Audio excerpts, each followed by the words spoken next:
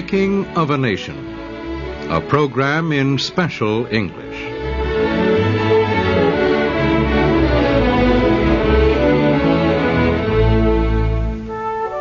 As we reported in our last program, slavery supporters failed to push through Congress a bill to make Kansas a slave state. Congress instead let the people of Kansas vote on the statehood constitution, written by pro-slavery men. The people rejected the Constitution, and slavery supporters gave up the fight for Kansas. But the problem of slavery still divided North and South. Northerners warned that slavery could spread no farther. Southerners threatened to leave the Union unless Southern rights were protected. In the far West, one could forget this bitter dispute. There were no slaves in the West. The land and the weather were not right for the kind of farming that used slaves. The West was growing quickly. Gold had brought thousands of settlers to California 10 years earlier. New discoveries of gold and silver now were leading men to Colorado, Arizona, and Nevada. Don't go, warned the New York Tribune, if you have a job or a farm. But if you have neither, it said, and can get $50, then go to Colorado. There were many men without jobs or farms in the summer of 1858. The country had suffered a serious economic depression the year before, and jobs were difficult to find. Thousands left cities in the East. The first ones to reach Colorado reported that gold was easy to find. They said any man who worked hard could find $5 to $10 worth of gold a day, and sometimes even more. The thousands who rushed to Colorado soon found that there was not as much gold as expected. The valuable metal became harder to find. No longer could it be washed from the bottoms of mountain streams. Men had to dig into the mountains of rock to get it. Huge digging machines were needed, and crushers to get the gold from the rock. These machines were expensive. Few men had enough money to buy them. Some of the miners organized companies. They borrowed money from Eastern banks or sold shares of their companies. In a few years, almost all of the gold from Colorado came from the mining companies. Many of those who went west to search for gold stayed to become farmers or storekeepers. Others moved farther west to find gold in Nevada or California. Some cleared the ground of trees and cut them into wood for houses. Such timber from the forests of Oregon and Washington was sold in California, Mexico, even in China and Hawaii. A few men recognized the need for transportation across the nation. Engineers planned 4 railroads. But Northern and Southern leaders could not agree on which one to build first. Until a railroad could be built, supplies were carried west in wagons pulled by horses or oxen.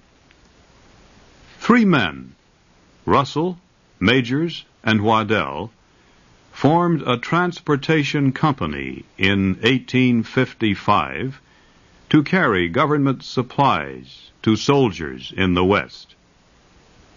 They started with 500 wagons. 3 years later, the company had 3,500 wagons and 40,000 oxen. Getting letters to and from the West was not easy in the 1850s. Ships brought mail to San Francisco 2 times a month, and once each month, mail would arrive in California after a slow trip by wagon from St. Louis, Missouri. The federal government decided to send mail overland 2 times a week to California. It gave the job of carrying the letters to a new company, the Overland Mail Company. The mail was carried by train or boat to St. Louis. Then it was put on Overland Company stagecoaches, light wagons, pulled by 4 or 6 horses. The company was told to take the mail along a 4,000-kilometer southern route through Arkansas, Texas, New Mexico, and Arizona. The mail arrived in Los Angeles 24 days after it left St. Louis. There was a shorter way across the country. But the postal chief was a Southerner, A.V. Brown. He believed stagecoach travel might lead the way for a railroad. And he wanted a southern railroad to California. Brown said the southern route was the only one that could be kept open in all seasons. He said the other routes would be closed by snow in winter. The overland stage coaches were large enough to carry 4 passengers. But not many people went to California in the coaches. The coaches never stopped for very long, only to change horses or drivers. And there were not many places to eat. Also, the trip was dangerous because of hostile Indians. The shortest distance between Missouri and California was across the central part of the country. The Russell, Majors, and Waddell Company decided to show that this central route could be used all year. It began a speedy mail service called the Pony Express. Letters were carried by riders on fast horses. Stations with fresh horses were built about 24 kilometers apart, all along the way. A rider would change horses at each station until he had traveled 120 kilometers. Then he would give his letters to another rider. In this way, the letters would be carried between California and Missouri. The first letters sent by Pony Express from California took 10 days to reach Missouri. The Pony Express lasted only 18 months. It was no longer needed after a telegraph line was completed to San Francisco. As communications and transportation improved, the government was able to increase its control over the West. But closer ties were not welcomed between the government and a religious group known as the Mormons. The Mormon religion was started by a young New England man named Joseph Smith.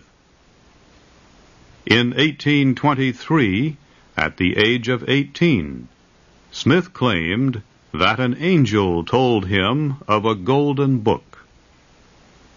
He said the book contained God's words to the ancient people of America.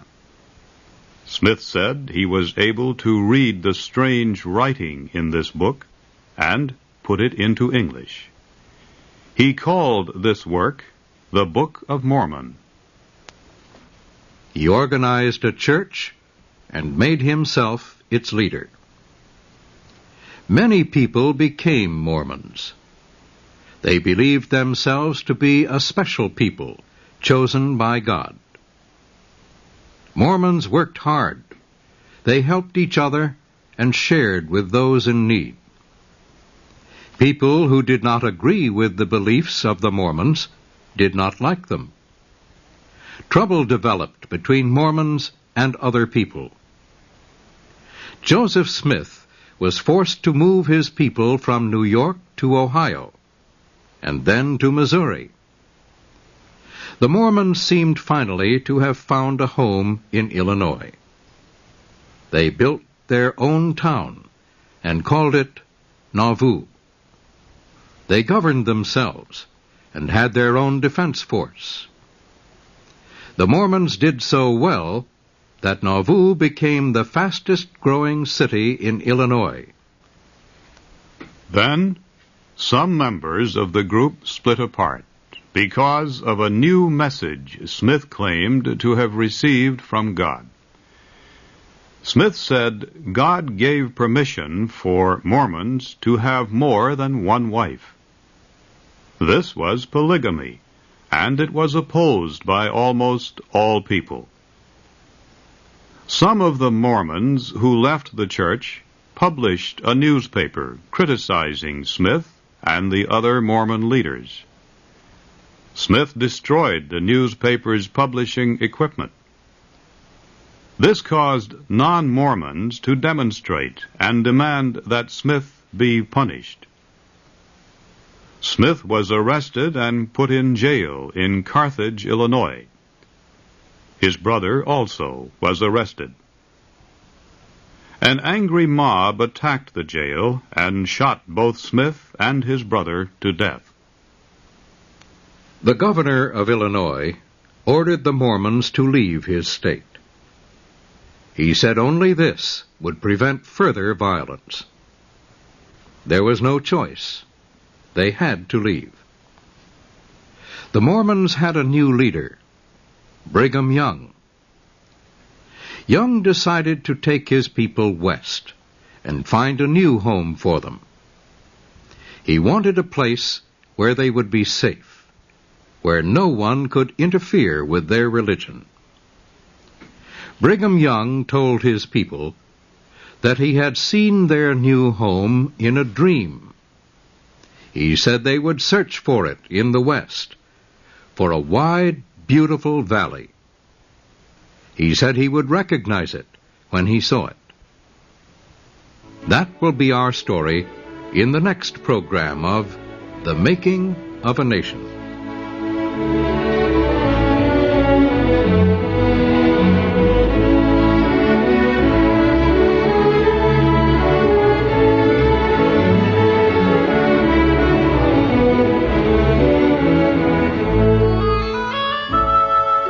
You have been listening to the special English program, The Making of a Nation. Your narrators were Lou Rowland and Mel Johnston. Our program was written by Frank Beardsley. The Making of a Nation can be heard Thursdays.